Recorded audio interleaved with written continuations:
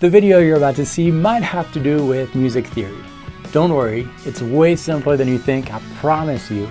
Let me prove it to you with my free Music Theory DNA course, which is going to put you on the right path to learning those hard to understand concepts in a super easy and healthy way. Check out guitarinfusion.com, enter your best email address. I'll be sending you that free course right away. But for now, let's get into the video.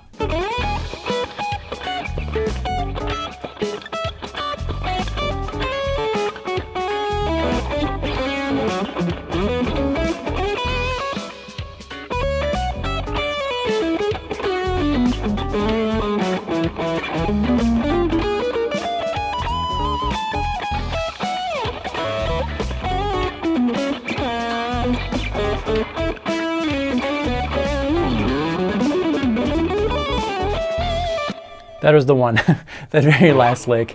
I've been working on this for a little while, and I think that this lick has a lot of interesting things in it that will help you develop new licks. It's got some economy picking, it has some phrasing elements, it's got some rhythm things, and anyways, I'm going to show you exactly how to play that lick and why I think you should learn it, because it's got potential to unlock a lot of things after this.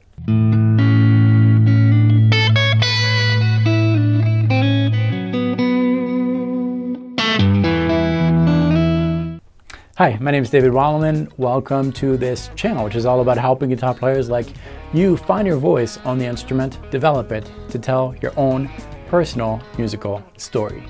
Today is kind of a different type of video. We're gonna learn a lick together, but we're not just gonna learn the lick to learn a lick. There are a lot of different things that we can get out of this particular lick, and as we're working on this lick, I want you to remember that anything you learn, whether it's a lick, a song, a chord progression, can have the potential to teach you a lot more about just a little lick. And that's that's the approach today. As we're memorizing this lick, we're gonna try to recycle things so that it really does something to your personality. Just like learning new words, you learn the new words, but not only do you learn new words, but you learn how to use it in a conversation. And that's what's happening here. First, let's talk a little bit about the technique that we're going to use. We're going to use an economy picking technique. Economy picking blends together two different techniques. The way that it works is whenever we're playing a succession of notes on the same string, we're going to use an alternate picking movement, so down, up, down, up, down, up, down, up all the time. And whenever we're playing two or more consecutive strings, we're going to do a sweeping movement. So yes, we need to plan ahead so that if we're descending with our right hand, the last note of the fifth string, for example, needs to be a downstroke so that all the other notes fall into place.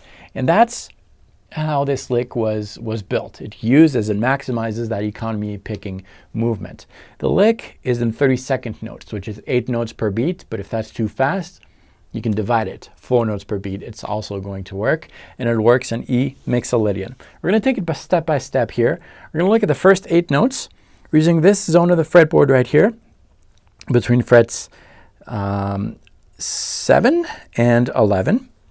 And we're going to start with these first 8 notes. 1, 2, 3, 4, 5, 6, 7, 8. I'm going to start with a downstroke so that we have that economy picking movement possible. Down, up, down, down, down, up, down, up. So that we're ready with an upstroke to hit the next string, which is the 4th one. So 1, 2, 3, 4, 5, 6, 7, 8. Make sure that you get this movement really smoothly. Every note should be equal in value. You don't want to speed up through the sweeping part.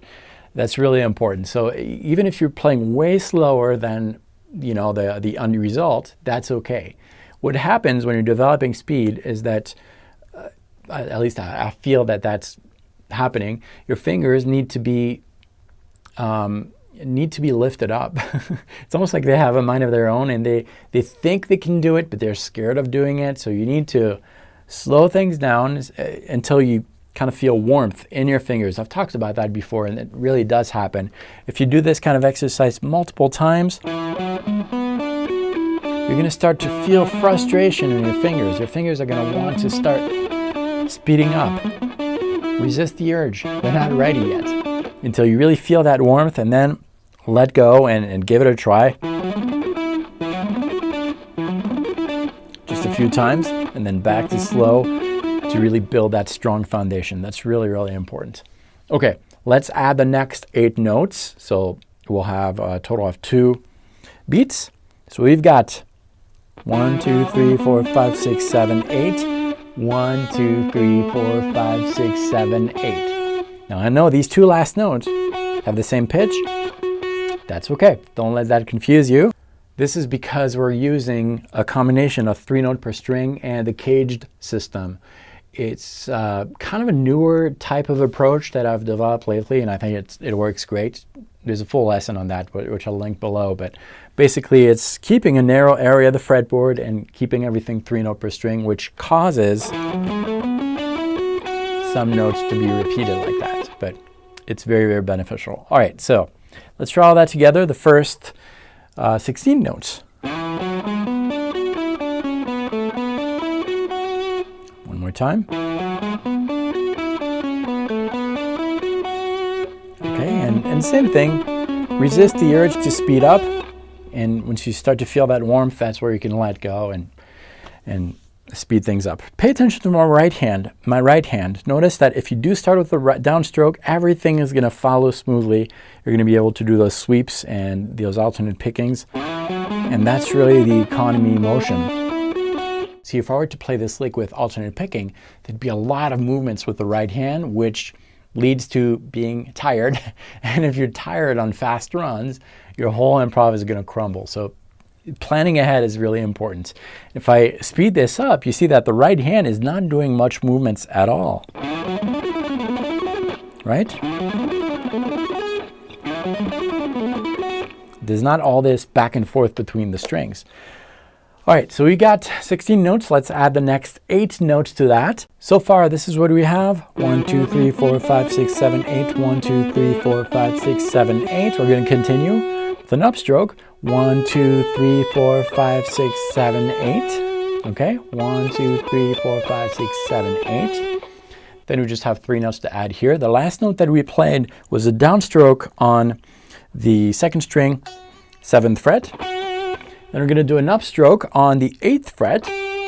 And the next note, which is the 9th fret, is going to be slid to. I could play a down stroke movement if I wanted to, but I kind of like the sound of this slide. And we're going to end on the 1st string, 12th fret. I'm going to play this lick really slowly for you. All together, this is what we have.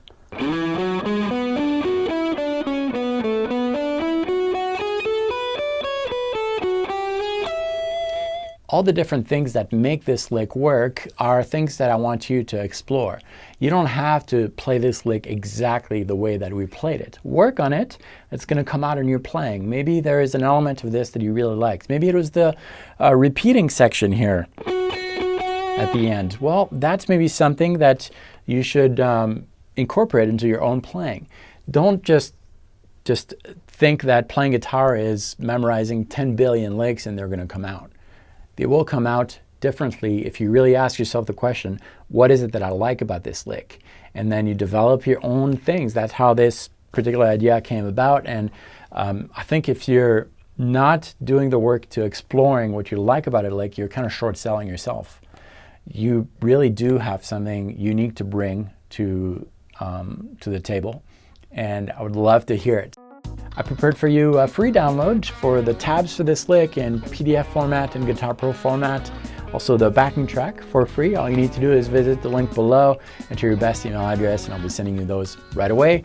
And if this was your first visit to this channel, thank you for stopping by. You should subscribe. Every week, 3 videos like this one come out, helping guitar players like you find your voice, your unique voice on the instrument, develop it to tell your own personal musical story. No one can play the way you play. This is what this channel is all about. Thanks for watching this video. I'll see you next time.